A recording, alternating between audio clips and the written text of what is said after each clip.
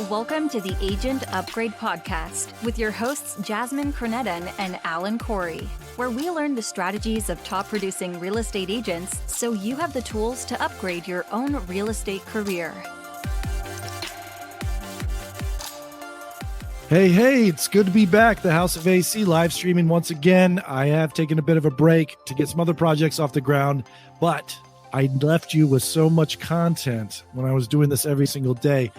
You know, I didn't feel too bad. I mean, I missed you guys, but you had a lot of content to catch up on, right? So I was doing you a favor. But today we're back, and I'm excited to live stream once again. And also, thanks for tuning in on the podcast because we have a very special guest today.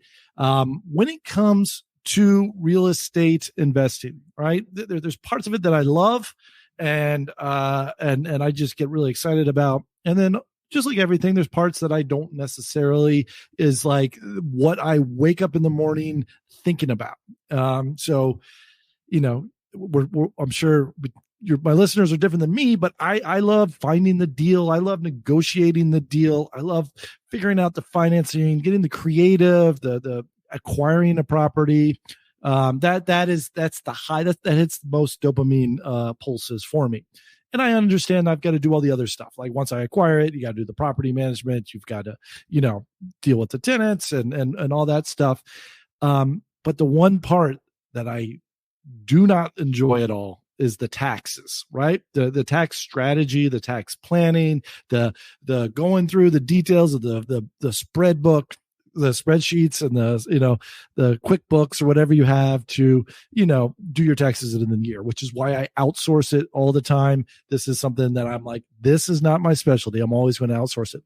So that is what we're going to bring on the show, is someone who lives and breathes and dreams about this tax stuff and is super successful about it, written multiple books about tax planning for real estate investors. Amanda Hahn is going to be joining us today. If you don't know her, you've probably seen her work online, writing for many magazines. I first got, she's been on multiple Bigger Pockets podcasts, which is where I first learned about Amanda and got her book. And let's just bring her in and let's start talking taxes. And I promise you, her passion is going to come through. This is going to be exciting stuff. And I'm going to learn a thing because I've always buried my head in the sands for when it comes to taxes. So there's going to be a lot of questions that I've always had and want to ask. So I'm really forward to this show. For those of you just tuning in, thank you for watching the House of AC. You can follow along. We're live streaming on YouTube and Twitch. If you want to leave comments, we can ask questions during the show. Please do so. If you're watching this later, you can watch this later on YouTube and also on I think it's live streaming on Twitter as well. The podcast, we also got it on the podcast, wherever podcasts are. So please like and subscribe. Tell me all your comments, and let's get going on the House of AC. Welcome to the show, Amanda. Hi, I'm so glad to be here on the House of AC. So excited to see if I can change your mind and not dread taxes, but have that be one of your favorite parts of being a real estate investor too. It should be my favorite part because it's so financially, like I'm usually financially motivated. Like, I see I can make so much money off this property. I should have that same excitement. I can save so much money with appropriate tax planning, right? Yeah. So we're going to be here to change your mind and tell you all the great things and why you should be looking forward to tax season every year instead of, like you said, dreading it or burying your head in the sand. Yes. Okay. So what are some mistakes that maybe some new or maybe any real estate investors that you see time and time again are possibly doing on their taxes? Gosh, I think one of the common mistakes that we see a lot is people not really understanding what they can write off as an investor.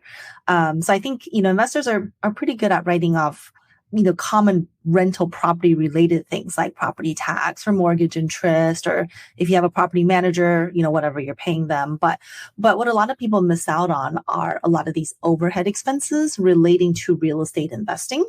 People always hear, there's always talks of like, hey, in the US, you want to be a business owner. And when you're a business owner, you get all these write-offs, right? And so the truth is, as a real estate investor, we are also business owners in the eyes of the IRS, which means that as business owners, we also are able to write off a lot of these overhead expenses like when you're using your car for real estate investment, driving around to look at properties, driving to go to the bank, go to a local real estate meetup, our home office expense, part of our cell phone, laptops, and all those things. So as real estate investors, it's really important to keep in mind that we are also business owners when it comes to taxes. So when you hear people talk about all the write-offs that business owners get, they all apply to real estate investors as well. So don't miss out on those things. So let's say someone who is working a 9 to 5, they've got a W-2, and salary, and they bought maybe 1 or 2 rental properties under their own name, and they never formed an LLC. Are these still a business and business write-offs?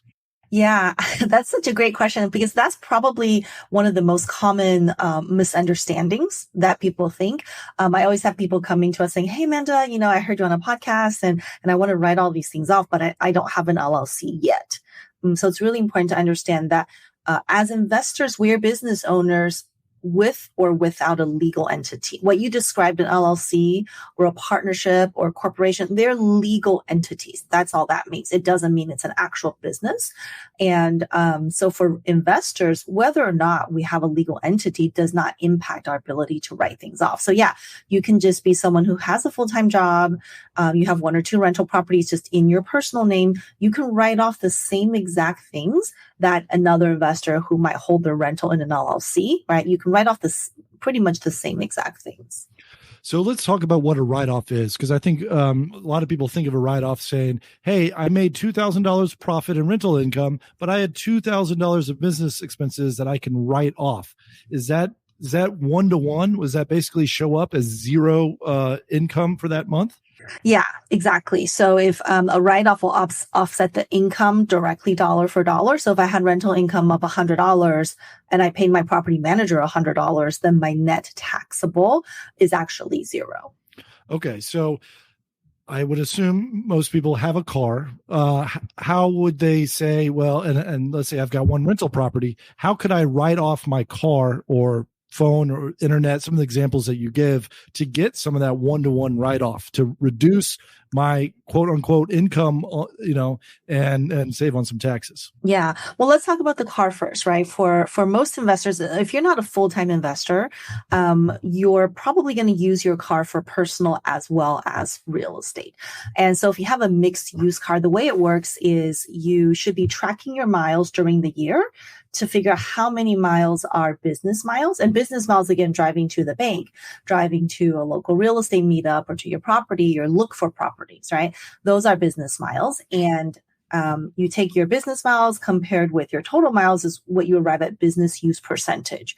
So maybe you're using your car 20% for business, or let's just say 20% for business. That means you can take a deduction for 20% of your total car expenses for the year. So 20% of your gas, 20% of your repairs and oil change, and maybe, depreciation and things like that. So that would be for most investors who are not doing a real estate full time. But those who are doing it real estate full time or have a lot of rental properties, we do sometimes have clients who are writing off 100% of a particular car. If you had bought a pickup truck that you're using just to rehab your properties, for example, right? That's a little bit easier because you don't necessarily have to track miles anymore. You can write off the entire car in that example. And I know sometimes it's the weight of the car gives you different benefits. Does that apply here as well? Yeah. So right now we have what's called bonus depreciation, which means you can write off up to 100% on the purchase price of a car based on the business use. So a simple example, you pay $50,000 for a large car. So that's a truck or SUV frame over 6,000 pounds. If you use the 100% for business, you can write off 100% of that purchase price. So very powerful for people who are again using large cars for a vehicle, like rehabbing properties and things like that.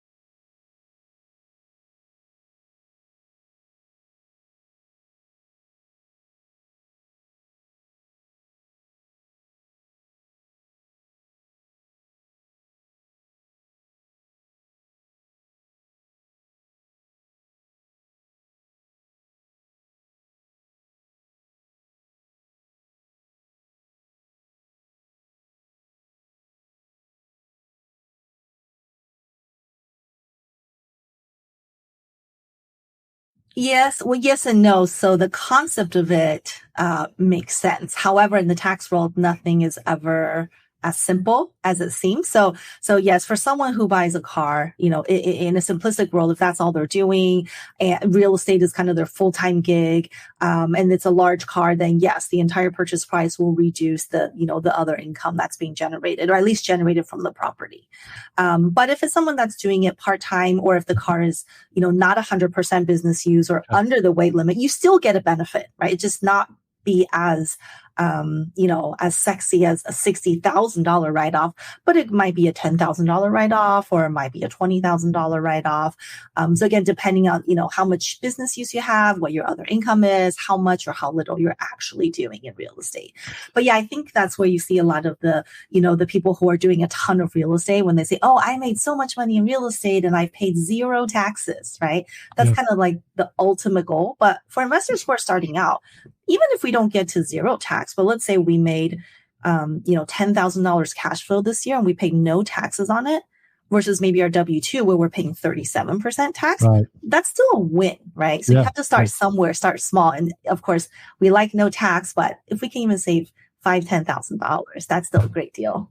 Oh yeah, totally. It's a coupon on a new car or whatever you're buying. You can apply it to your wardrobe, your haircuts. As far as correct me if I'm wrong, how about like dinner out? So you're taking quote unquote clients out to talk real estate. Is that? Yeah, definitely taking clients, potential investors that you might be working with, right?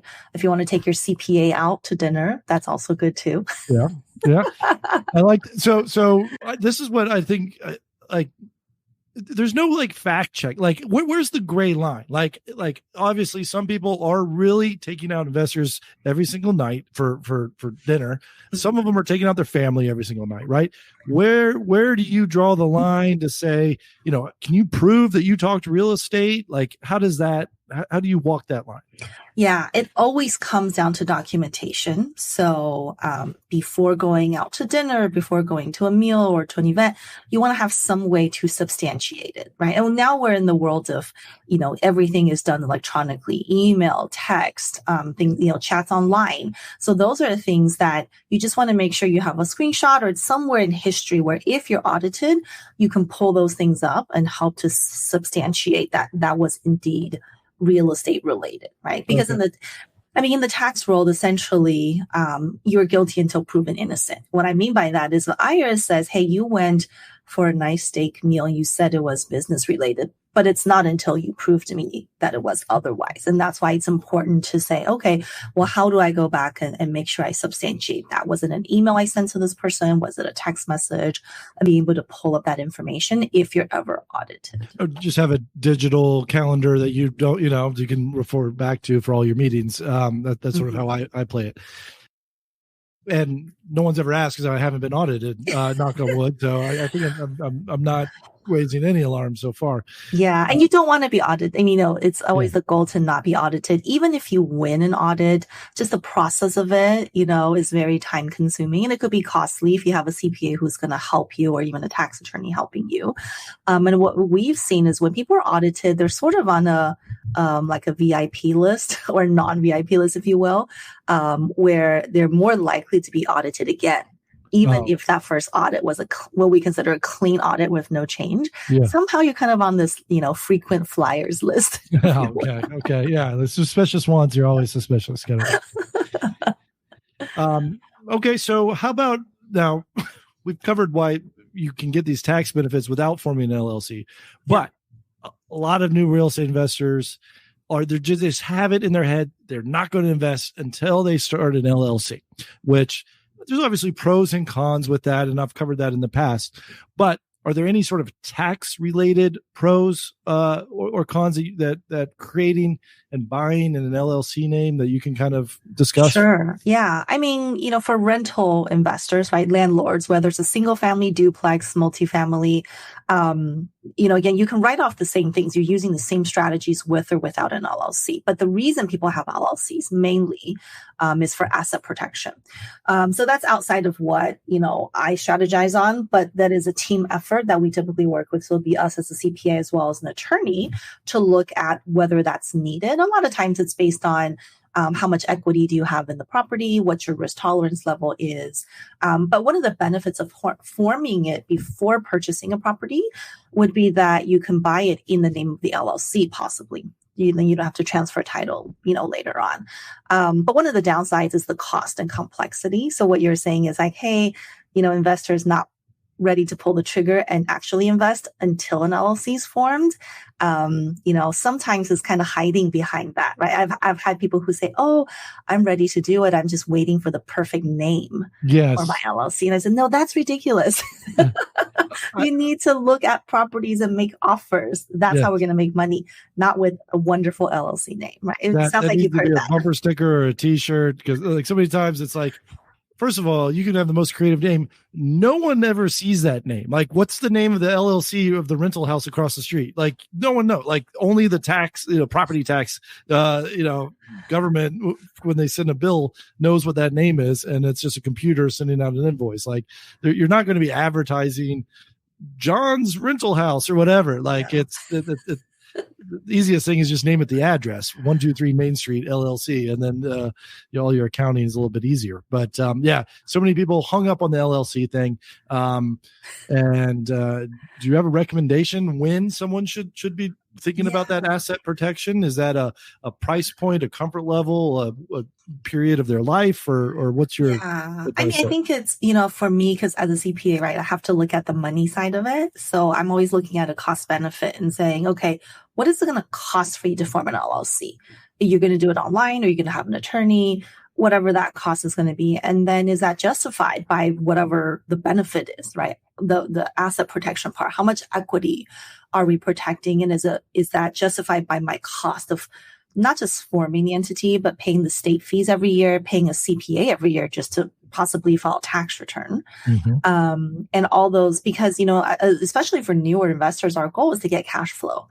And what you don't want to do is have decent cash flow, but have a big chunk of that taken away by the attorneys and the CPAs and, whoever it is with all these different fees. So it's going to be very specific to the individual. But I think one of the starting points, like I said, is the equity. For newer investors who are doing like low to no money down, maybe your risk is very small, right? I'm not going to spend, $5,000-$10,000 on these attorneys to form these LLCs when I don't really need too much, don't have too much yet to protect.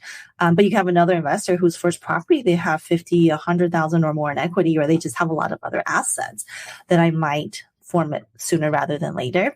But I like what you were saying about the name. So it is easy to say, hey, my LLC that holds 123 Main Street, I'll name it 123 Main Street LLC. But we typically tell our clients not to do that, at least not the number and the address. Yeah. Because one of the reasons to have an LLC is for privacy as well, right? You don't want people to search up Amanda Hahn and find all of my real estate. And so one of the things is to consider maybe not using the full address. It could be, Main Street Stays or Main Street Housing or something, right? But at least it's not so specific that it's the full address. And then so what's the structure? Like, should every property have its own LLC? Do you have a holding LLC at the very top that all of these sort of fall under? What do you recommend? Or is that a case-by-case recommendation on the investor? Yeah, somewhat of a case-by-case as well. And this really, from a tax perspective, is going to be dependent upon what state you live in, as well as what state you're investing in, because every state has their own different law as well in terms of the fee structure, what tax returns you need to file. So I'm in California. California, as an example, super expensive to have LLCs. Every LLC, you have to pay the state $800. So if you envision, one LLC per property with a holding on the top, you're talking about a lot of fees, right? Before we even make any money, here's all the money already going out. Versus you're in another state, maybe like in Arizona or Nevada, then they don't have the annual state taxes that they have to worry about, in which case, yes, one of those structures with an umbrella on top is really, really great because you can separate out all the risks with the baby LLCs, but also just have a consolidation at the top of the holding company. So these are the kinds of things to talk to your tax advisor about, before. One of the other mistakes I see is investors who are super excited to get into real estate, they'll go out and form all these LLCs, right? We talked about people not doing it, and then we talk about the other side of just overdoing it, where they'll, by the time I see them, it's like, hey, I formed 5 LLCs and this is supposed to do this and this is supposed to do that. But right now they're not doing anything. So you want to avoid that as well, right? Too much complexity before you actually need all of that. So I would start out small, one rental, start with an LLC, and then you add on to it as your portfolio grows. Right. And if you're starting out, every dollar counts. And so like you said, it's cheaper to just do it in your name and you still get the tax benefits. So it's going to be cheaper to get a mortgage. You can just file you don't have to do a separate taxes if it's just in your name. And then when you have those assets to protect, like you said, you got $100,000 in equity or the house really went up in value, then you could say, okay, let's do a quit claim deed, move it over to an LLC and go from there. And I would imagine, depending on your state, whether you group multiple rentals under one LLC or create different LLCs for each property that sort of fits that mold. Yeah. I mean, how many properties per LLC will be a decision made by you as the investor and your attorney, right? Because if you were to get sued, that's who you call, you'll be calling your attorney. On our end is just, one of the key things I would say for investors, okay, the reason we always talk about LLCs is because an LLC is very flexible when it comes to the tax world. What we mean by that is you can own in your individual name, transfer it to an LLC. You're not worried about income taxes. If at some point you decide, it's not going to be in this LLC, I want to actually put it in a separate structure because I've grown my portfolio now. When you move it out of that LLC into your personal name again or to a different LLC, also no income tax issues there. So very flexible, allows you to move it back and forth, which you cannot do, or there's limitations with that if you're holding real estate in a corporation. So the one key thing on the tax side is don't hold appreciating rental properties inside of a corporation. LLCs, partnerships, individual names, those are all okay for tax purposes. Okay. All right. That's interesting. What are some other things that that you see could be a great way to save money for a real estate investor that we haven't discussed yet? Well, I mean, depreciation is, one of the biggest benefits of real estate investing. When we talked earlier about maximizing write-offs, those are a lot of the things that we're spending money on, right? Our car and our home office and computers and things like that. But depreciation is the huge one for real estate because, essentially the IRS allows you to take a write-off for a portion of the building purchase price over 27 and a half years if we're talking about residential real estate. And so it's not uncommon for us to see at least the first couple years of investing where an investor would have great cash flow, but pay no taxes on the property because of depreciation and because of these other write-offs that they might be taking advantage of. And that's really the purpose of it, right? Is make more money while not having to pay more taxes on that money you generated. Right. So let's take this out like 30, 40, 50 years. And this kind of turns into estate planning, which I don't know if where you fall in with there, but what's the best sort of way to leave property to your heirs if you're trying to build this, a mogul, business or legacy income, which a lot of these investors are sort of that's their lifetime goal. Like what should they be aiming for, at least when they finish the race? Kind of. Yeah. I like how you put it. So, that's also somewhat going to be investor specific, right? It's going to depend on what your goals are, as well as how much net worth you have. But one of the most, common strategies we see is to effectively pass it down to the next generation upon death. So currently, we have what's called a step-up basis, which means that, let's say mom and dad bought a property for $100,000, right? They are taking write-offs. Actually, they take depreciation on the $100,000. And over the years, they've written everything off already. When they pass away, let's say now this home or this investment property is now worth $500,000, okay? If they leave that property to their kids and the kids are inheriting it upon their death, the kids get step-up basis, which means now the kids' basis in that property is $500,000. So when they sell this property, that first $500,000, they don't have to pay capital gains taxes on. Right. So it's such a great strategy because the parents have utilized the benefits over their lifetime and also held it for appreciation this whole time. And when you pass it to the kids, it's almost like a tax-free, a gift that's tax-free, right? If they sold it for $600,000, let's say, then they would pay tax on the difference, which is $100,000. Still a great deal either way. So it seems like if you shouldn't really just sell your property right before, because your kids don't want it, to like clean up your estate before you die. It seems like it's in your best interest to maybe just have a good will and probate or to avoid probate and just say, hey, this is, sell this after I die because you're going to save all the taxes. Is that accurate? Yeah, definitely. And I've seen some mistakes on that part as well. When parents get more elderly, then they, decide, I'm going to just quit claim the property to the kids, right? Because, maybe parents can't handle it anymore. That's almost the same as selling a property because if you change ownership during life, the kids now own it. So when you pass away, there is no step-up basis. So eventually when the kids sell, now they're looking at huge capital gains tax. So if possible, sometimes it makes sense just to hold on to it until then. Okay. All right. Sorry to get a little morbid there, but I think these are good questions to ask. Yeah, people don't like to think about it, right? But I mean, it's going to happen. We're all going to pass away at some point. So you just want to make sure all that stuff that you worked so hard your whole life to, create, you want to keep as much of that for the kids or grandkids or just other family members as you can. Now, is there any sort of benefit for putting properties in a trust? There's two different types of trusts that we typically see. I mean, there's lots of trusts, but the two common ones we see, one is called a land trust or title holding trust.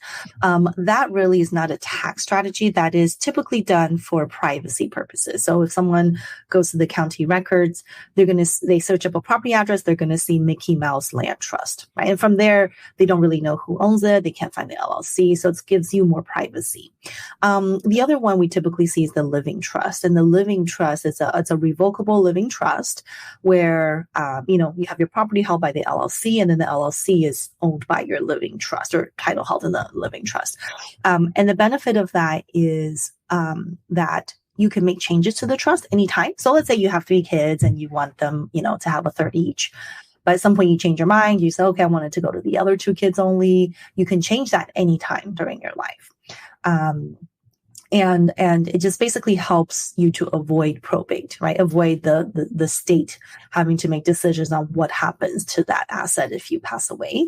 So those are kind of the more common ones we see. Now, for someone who has a higher net worth, then they're looking at more, advanced estate type of trust planning too. And so,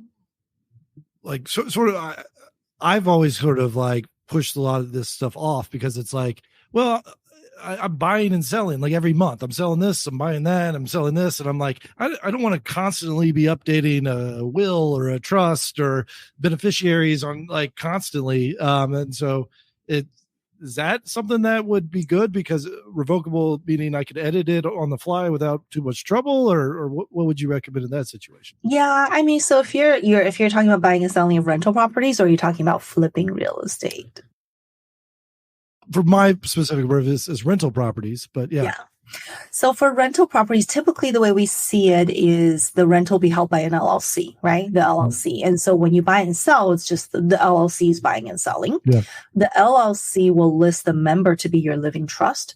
And so that doesn't change. Nothing changes for the listing of the LLC. And then the trust will say you and, spouse, kids, and whatnot. And that also doesn't change. So it does keep things pretty simple because it's still just the LLC buying and selling, right? Which is what you're already doing. The owner of the LLC doesn't change. The details within the trust doesn't change unless you want it to. But yes, you could change it every deal or every time you want. We just typically don't see that. So where do you put that trust? On the title? Or within the organization of the LLC, they're like a equal partner? Or? So the way it'll be, the property will be held by the LLC, right? Title to the rental is the LLC. And then in the LLC operating agreement that you file with the state, it'll say who owns the LLC. So instead of Amanda Hahn owning the LLC, it would be Amanda Han's living trust. Got it. That's interesting. Okay. Yeah. All right. Yeah. Awesome. I know that's been on my to-do list for a long time to work through that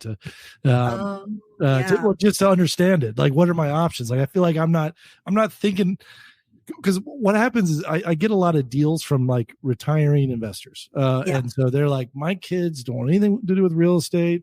And it's like, and like I bought like a 50 single family home portfolio, and it was all from retiring guys. And I was like, I bought it because it was cheap. They couldn't get rid of it, whatever. They did some seller financing. It was a really good deal. And then as soon as I acquired it, I was like, man, this is such a mess. My kids are not going to want to inherit this either. Like, so then I'm like, what's my exit plan?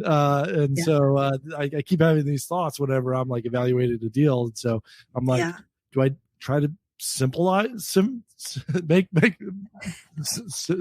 know the word. Simplify. Thank you. My investing moving forward, or should I still just chase after every opportunity and somehow I can through a trust or something? There's some, because if you're not interested in real estate, or you're 18 years old or 20 years old and you inherit 50 single family homes in another state or another city, like that's going to be completely overwhelming and mind boggling. And it'll probably just fall apart and be worth nothing because, you just threw all these things at someone. Of course, they're not set up for success. And so I think about that a lot. Yeah. We do see that quite a bit, for people who are aging, like you said, who kind of, for us purely from a tax perspective, right? It's a mistake to sell those before, prior to death. But there's things you can do to put in place too. We have clients who are like, okay, my kids aren't going to really, are going to take care of the property. They're going to want to sell it, but I have those things in place already, right? Upon my death, I'm going to sell it to this company or this person. And everything's sort of pre-negotiated. We'll sell it at, 2%, 3% under fair market value at that point in time. So everything's sort of set up where the kids don't have to be so involved, or they don't have to become landlord to 50 houses all of a sudden. Right. Okay. So that's all. That's very interesting. And it needs to be a thought process, because what like you said, you're buying a business. When you buy a house, you're buying a business, and then you got to have an exit plan for that business at some point. It's generating income in many ways. So. Yeah. And I love that you were sharing your story about buying that large portfolio from seller financing deal, because we see that a lot too. We see it from both ends. We have kind of the aging investors who are just like, hey, I don't want to be property owner anymore. I want to sell. But, what are they going to do, right? They're going to pay a bunch in taxes. And then what are they going to do with the cash? They're not going to do stock market, because all they've known their whole life is real estate. Right. So doing a seller financing is so great for them, because they're still getting, cash flow. It's in the form of interest and principal payments. And they understand the real estate. That's the security of the deal. So they really love that they get to defer tax. And then from the buyer end, for our younger investors, what an awesome opportunity to get into these deals with very little money down, the financing already in place. And as the buyers, we get depreciation, we get write-offs, we get all the same things, just as we do with a traditional real estate deal. So I do see that a lot too. Now, are the fees of a CPA that you hire to look at your real estate portfolio, are those a business write-off? Yeah, definitely. Right. Definitely. So it almost, to me, it seems like, why would a lot of people are like, I want to save money, I'm going to do my own taxes. And I'm like, guys, just hire an expert who will probably save you more in taxes than you're aware of. But you can also write off that accountant's fees as a business expense. So it's discounted in many ways. And to me, it's why wouldn't you hire someone like yourself to look over everything? Yeah. And I think a lot of a mistake that a lot of investors make is that they're not differentiating between tax return filing and proactive tax planning, right? So tax return filing is essentially when after January, you get your W-2s, you get all your state 1099s, 1098s, and then you take it or you send it off to your tax person, and then they put all those numbers on a form, and they basically tell you this is how much you owe or whatever refund you get, right? It's just reporting the facts of what already happened last year. The proactive planning is a process that occurs during the year. So it's you talking with your tax advisor, strategizing, telling them, what are you planning to do this year? Are you planning to get into real estate? How many properties are you planning on buying? In what states? What's your exit strategy? And from those conversations, your tax person is going to give you a plan or an idea. Hey, here are some of the things you should be doing, you should consider doing. And if you did A, B, and C, it might save you X dollar amount in taxes, right? And so the planning part is the more important part, because without the planning, if you're going to talk to your tax person next April, the facts are the facts. Maybe you might have done something right to save taxes, but maybe you could have done something better, right? So it's always much better to plan rather than to be reactive at tax time. So I agree that every investor needs this planning. Is this a once a year exercise, once a quarter? How often are you reaching out to someone like yourself to do this real estate tax planning? Yeah. I mean, you're probably going to hate the answer, but it depends, right? Like every answer I've given, it's going to depend on the investor, and every investor will even be different with every year too. So let's say this year you have a lot of deals going on, you're selling a lot of properties, reinvesting in other places, then you might meet very often with your tax person. Okay. Because maybe you're doing a 1031 exchange, or, who knows, you want to know what your options are. Or this might be a, kind of a status quo year where, okay, I've held my portfolio, not much else I'm doing. Everything is pretty much the same. I already have my plan in place. I know what's to expect. Then maybe you're only talking to them once or twice this year. So it just really depends on the transactions, where you are in those transactions. But I think a lot of times too, people feel like planning, it just sounds very overwhelming. People who hate taxes, like you were saying. Right. It's like, wow, it's almost like going to your dentist, where I have to call your CPA and talk about these number stuff.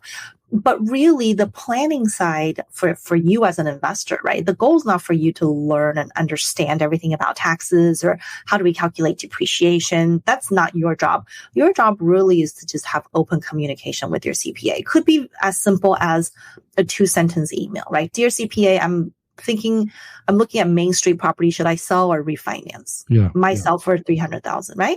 And then they can run the numbers for you and say, okay, well, here are the different options. If you sell, let's consider A, B, and C to save taxes. Or if you refinance, let's consider, X, Y, Z on how we're going to reuse that money for better investments. So on your end, it's a 2-sentence email. Yeah, right.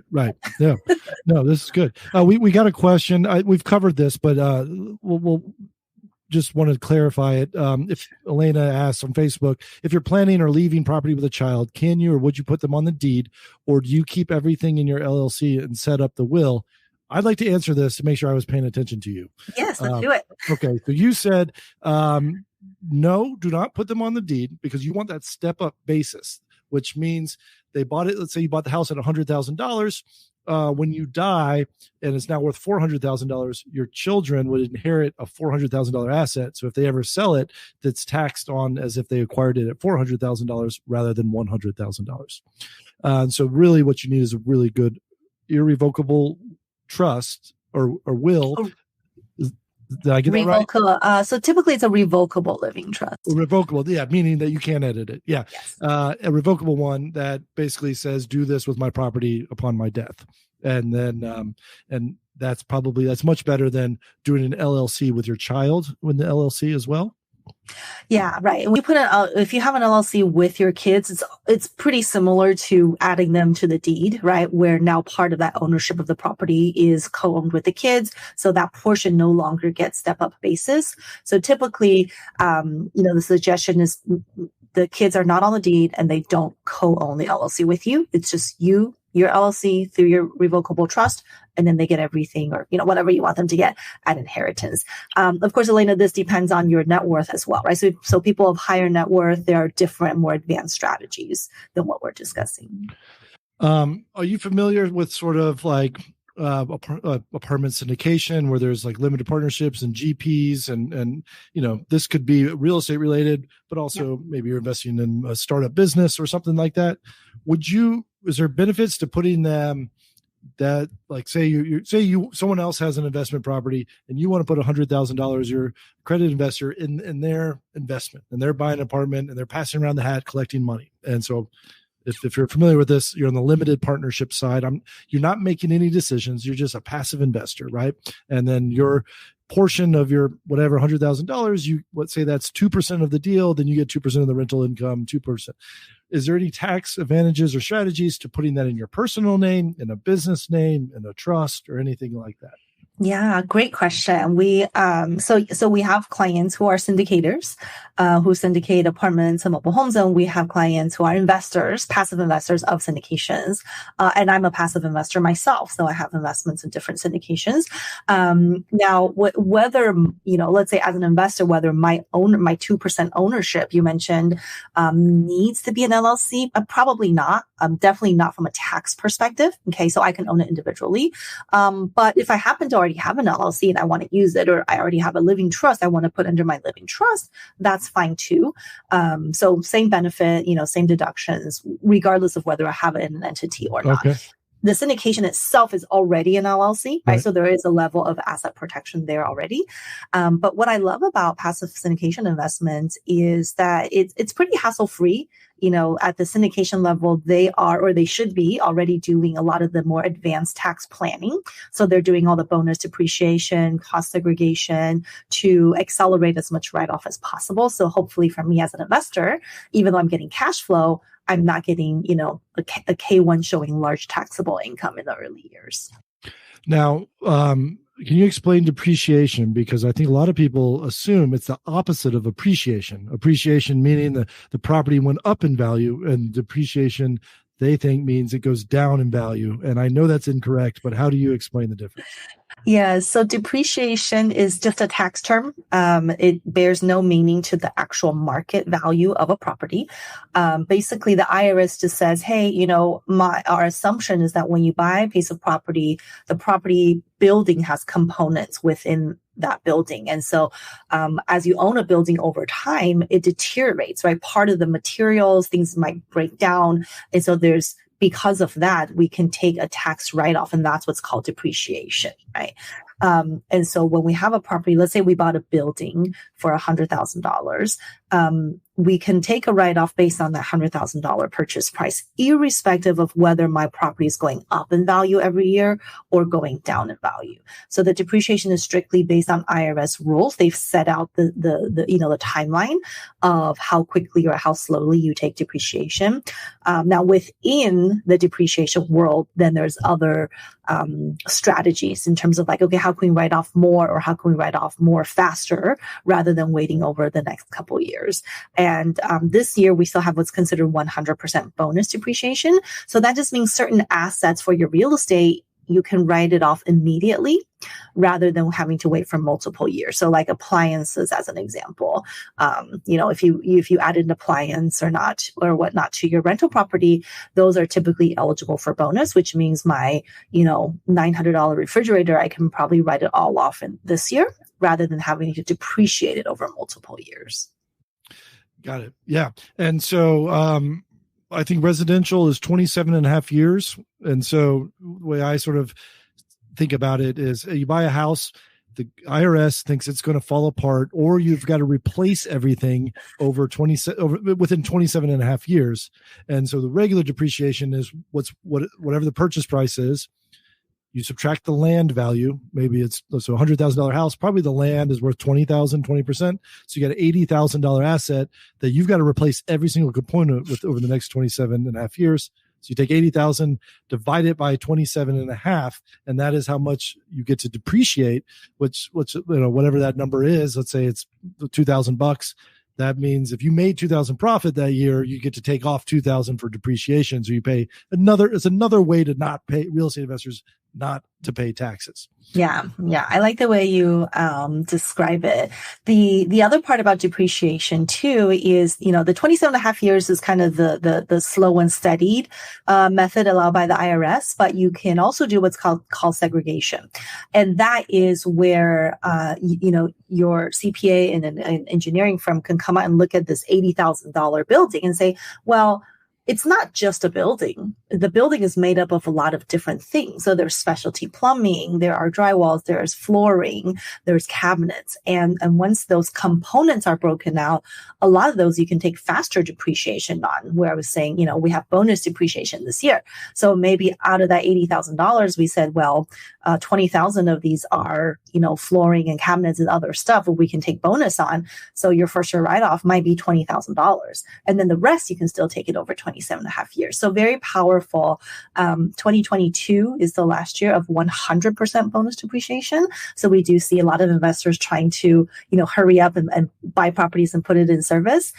Next year, we still have bonus. It just kind of goes down to 80% in 2023. Oh, that's interesting. I didn't realize we were up against the clock for this year, but yeah, to get that bonus. And that's also, correct me if I'm wrong, something that if you have multiple properties, this works in your benefit, because say you have one property that you're making a ton of money and you're going to have a huge tax bill. And then you have another property where you're like, oh, let me do that bonus depreciation right now so I can show a bigger loss because I'm replacing these specialty pipes or whatever. And so it's a year by year thing where you're like, let's look at my portfolio. This house is making me money, so let me find a property where I can, tax purposes, write off, have a bit more business expenses as possible. And you're constantly doing this shuffle, or your accountant is, right? Yes. and trying to save you on taxes.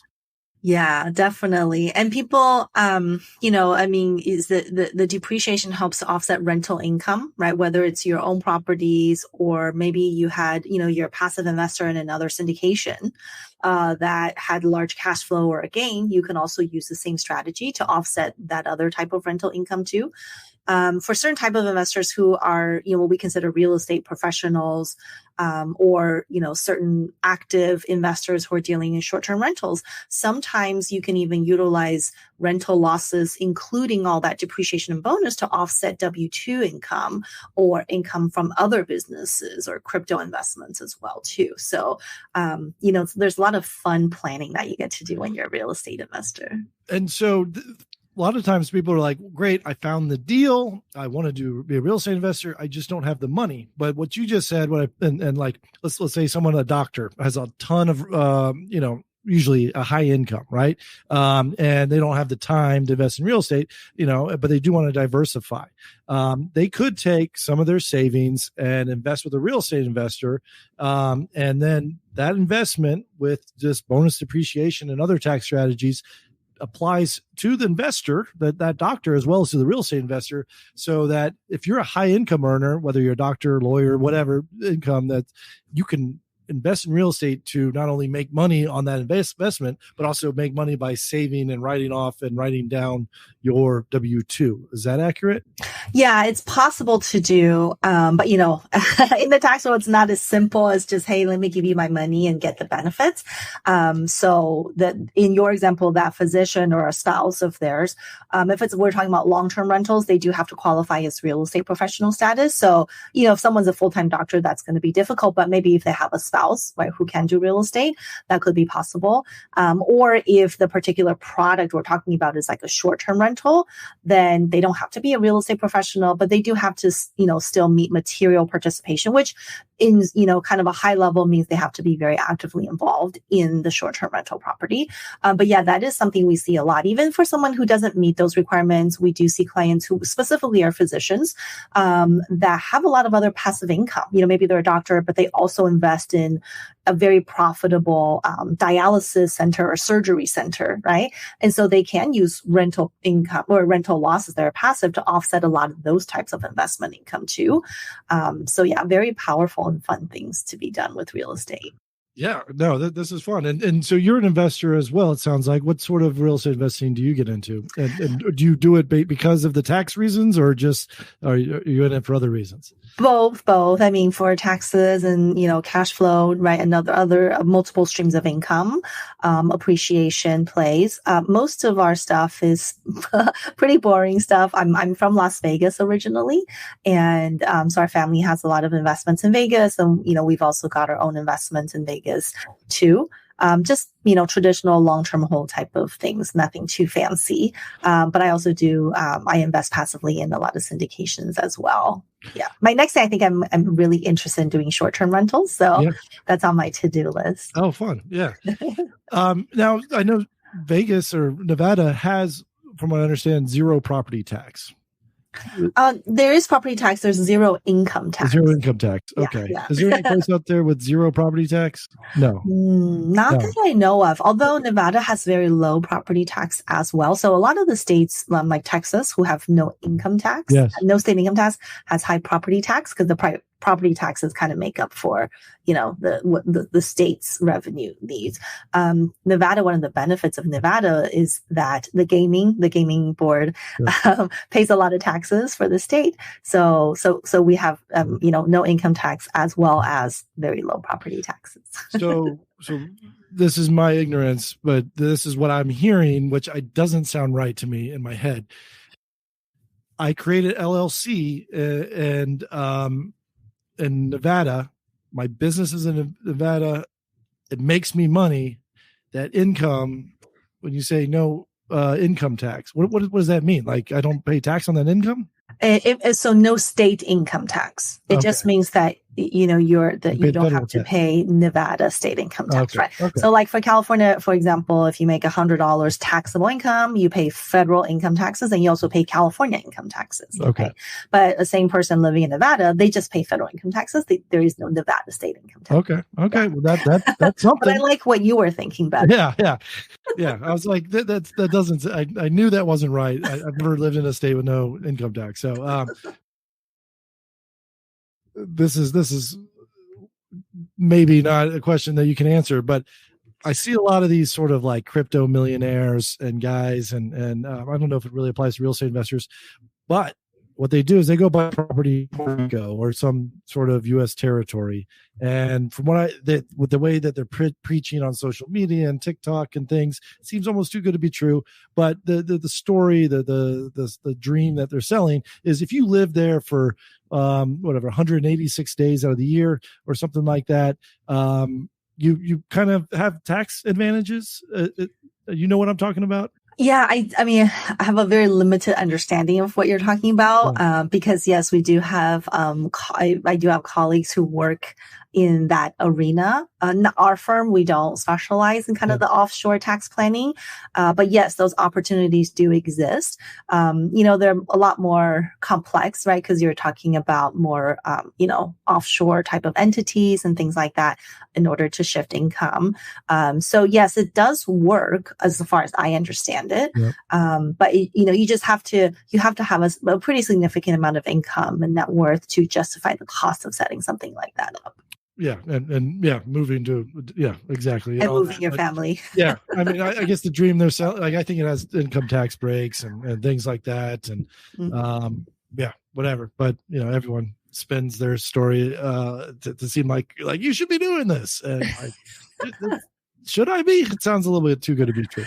We don't really see that in the real estate world. Like you said, for cryptos and other types of businesses, it's more common. In real estate, we don't see that too much because real estate already is a tax preferred vehicle anyway, right? So if you're someone who's consistently buying real estate, odds are you're paying very little taxes, at least on the real estate piece, right? Very little to no taxes. So it doesn't, there's not really like an added benefit to move to a different country if you can already control your U.S. taxes through real estate. So what's your familiarity with crypto in the United States?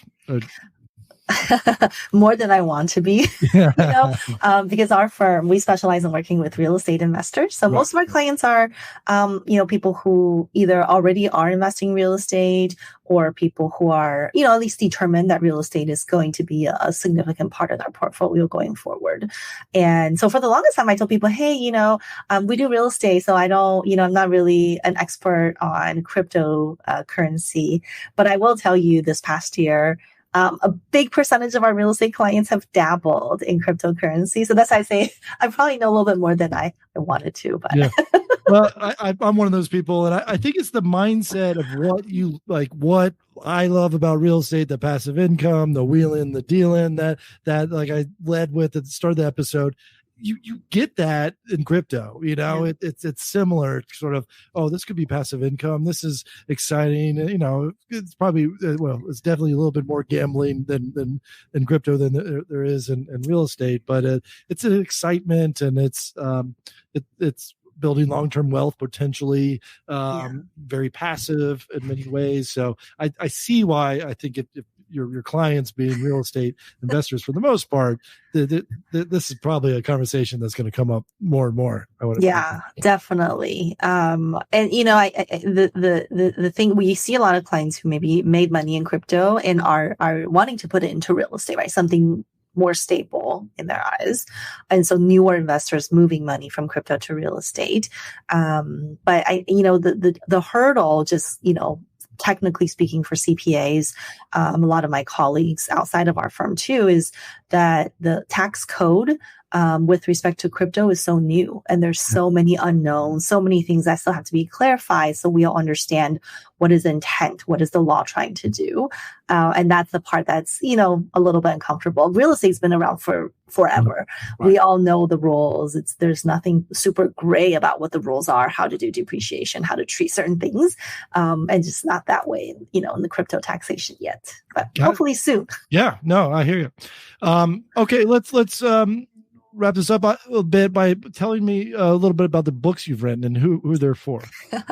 So the first book that my husband and I wrote was Tax Strategies for the Savvy Real Estate Investor. And what the reason we wrote it was because, we are always reading ourselves, trying to learn what are some strategies that maybe other CPAs are teaching, continue education basically for us. And then we just realized that a lot of these books are putting us to sleep.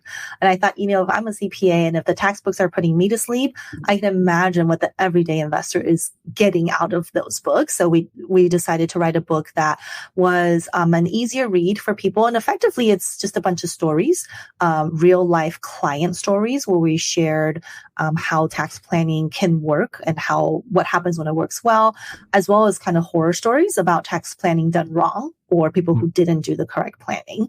And so, we got some good feedback that people, understand the concepts being taught. And so our second book is called The Book on Advanced Tax Strategies, a little bit more advanced, like the title sounds. So probably, for someone who's owned a couple rental properties before they tackle that second book. Yeah. No, I've read the first one. It's good. And I'm with you. I like writing books that don't put people to sleep. That's always been, a lot of real estate investing books do the same thing. So I understand where you're coming from. And what's the name of your CPA firm and how can people find you? Sure. Our company's name is called Keystone CPA. And you can find us, the best place to find us is probably online. We have a free downloadable ebook. If you didn't want to buy the actual book from Amazon, you can get the mini version. And it's called 5 Tax Strategies for Real Estate Investors. And we talk a lot about most common strategies like legal entity, right? What do I need to consider before forming an entity? How do I pay my kids and take a tax write-off? Or, how do I use real estate to offset my W-2 income for certain taxpayers? So you can check that out. It's downloadable from our website at KeystoneCPA.com. And what I like is I feel like working with you, it's like I wouldn't know to ask those questions, but you would consult your clients and say, hey, you should be doing this, and like you're being the proactive sort of angel on the shoulder, saying, you didn't know to ask these questions. Let me help you. Am I right there? Yeah, I mean, as an investor, your job is not really to ask the questions because, like you said, you don't know what questions to ask. Your job is not to ask the questions, and your job is not to have to provide the strategies, right? So if you're finding yourself like, hey, you're listening to this podcast and now you have to email your CPA and say, can you tell me about real estate professional? Can you talk to me about depreciation?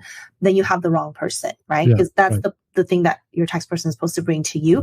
Your only job when it comes to taxes is to keep the line of communications open and update your tax person on what you're thinking, what you're planning to do.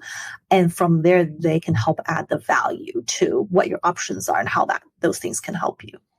Got it. So Amanda Han, Keystone CPA, you are in California, but you work with clients nationwide? Yeah. We do have clients all over the U.S., that invest in all different places too, right? People who live in Florida investing in Tennessee and vice versa.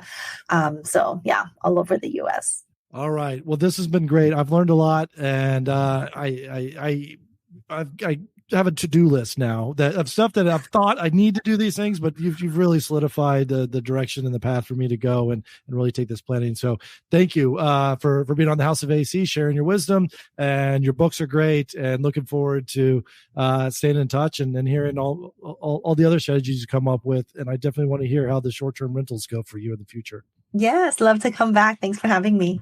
Thank you.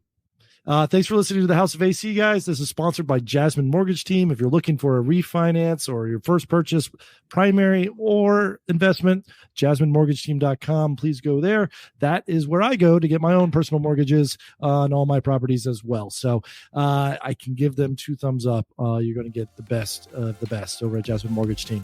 Thanks for tuning in to the House of AC. We'll see you next time. Thank you for listening to the Agent Upgrade Podcast. If you are an agent looking for a new mortgage lender, start with Jasmine at JasmineTeam.com. If you want to learn about real estate investing and working with investors, check in with Alan at thehouseofac.com. See you next time on Agent Upgrade.